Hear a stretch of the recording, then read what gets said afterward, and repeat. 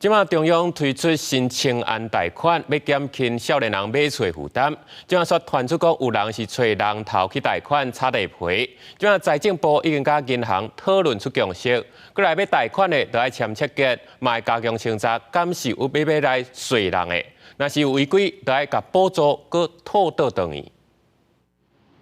为协助少年人买厝，政府推出新青安优惠贷款，是咪到即马所传出这方案，互有心人利用者做新的插办工具。财政部督导公共银行开会，参详了后已经得到共识。伊是强化催促人头户，也就是报贷款进前要严格查核，贷款了后也要详细清查是毋是有人头户甲转租。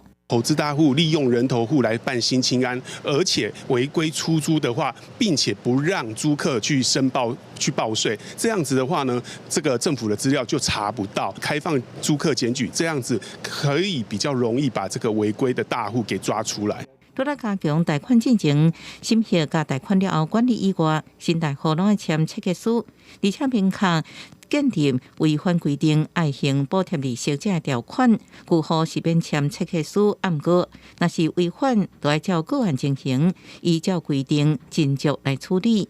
很难去勾稽到呢，你现在有没有把这房子出租给别人？所以我们租屋费才这么大，连财政部都抓不到的东西，你怎么指望银行抓得到呢？只是把贷款追回来而已。贷款者来讲，他是把政府的优惠贷款换成一般的贷款，他的付出来的代价也很小。较正认为未少厝主伫出租进前，就甲厝卡讲好，免用租金补贴，所以政府若想要为报税资料去找人头户的机会无大。若是真是被抓到，也只实行利息补贴这个条款，并无相关的法则。较正认为想要压制炒房，也是提出有效的对策。记者综合报道。